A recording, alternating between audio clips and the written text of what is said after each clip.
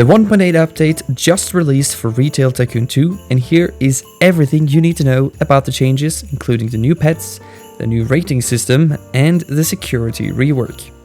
Secondhand Studios has not only added several major changes in this update, but upping the game with many quality of life changes as well. So let's begin with the quality of life changes first, then talk about the bigger changes towards the end of the video. So let's start with the limited Christmas event that's also introduced. The Christmas event is active again until January 5th, so if you collect 50 of the presents laying around the map, you will get access to Christmas decorations for your store. If you have already collected the 50 presents in a previous year, you don't need to do it again this year. And if you have unlocked the decorations for one specific store, they will remain unlocked on every other store as well. If you unlock the decorations, you can also use them to decorate your store even after the event is over, if you are one of those people. But the new sellable Christmas tree will not be for sale after the event, so make sure to sell those now during the event or buy a large pile of them now that they are available. As long as you have them piled up in your storage, you can sell them when the event is over, you just can't buy new ones. Now for the more interesting add-ons in the update. Stocking shelves has never been more satisfying. Now when you want to restock multiple shelves with the same item, you can assign several shelves by holding and dragging, evenly distributing all the assigned shelves with the items in your storage. So if you don't have enough of an item for filling up all of your shelves, you can now at least have the same amounts of items in each shelf. I didn't know I needed this, but my days. It is a satisfying small detail. However, this is actually not for mobile users, so yeah, sorry for that one. Another very small detail they added is a pointer appearing whenever you hover over a customer. This is meant to indicate that you can click on a customer to see its budget and shopping list.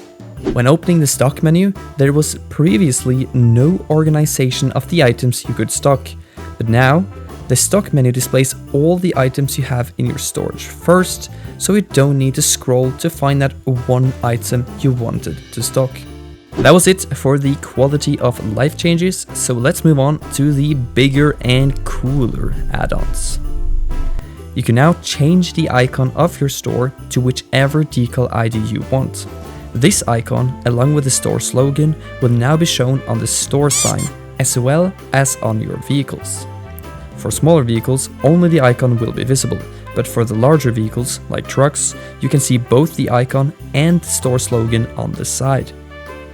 They have now added what might just be the last store rating category, walkability. Walkability is a way of determining how easily customers are able to walk to their desired shelf. Is the direction they walk most a straight line, or do they need to walk back and forth? As long as your store doesn't look like a big maze and is rather organized and efficient, walkability will just be an easy 5-star to boost your overall store rating. Thanks, Secondhand. Pets are now introduced. This is a new category of sellable items that includes small pets, large pets, and pet food. When stocked, the pets live in either a cage or a box. What's so adorable with these new pets is that they actually have animations linked to them.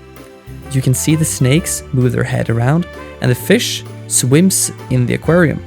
Such a small but cool feature to see. I've also tested the earnings of these pets, and the category earned about 140k per hour on the same layout I used for the second money guide, actually tying small appliances as one of the best categories to sell. Pets also open up a way of adding life to the store, for example by making a pet museum of some kind. Now the biggest change to be introduced in this update is the security rework. Security has simply been improved and is now much easier to work with. Whenever a robber is caught by either a security gate or a camera, it will freeze for 30 seconds, making it easier for the guard to go and arrest it. Cameras have also gotten a remodel and an entirely new system that is far easier to understand. Each camera type, the quarter circle, half circle, and full circle, all have 3 different levels or models. For each level, increasing in price, the range decreases. But the chance of catching a robber doubles. The cheapest model has a 25% chance to catch a robber, the second has 50%, and the most expensive model has a guaranteed chance to catch a robber. Security gates, on the other hand, remain as one model, but they also have a guaranteed chance to catch robbers now.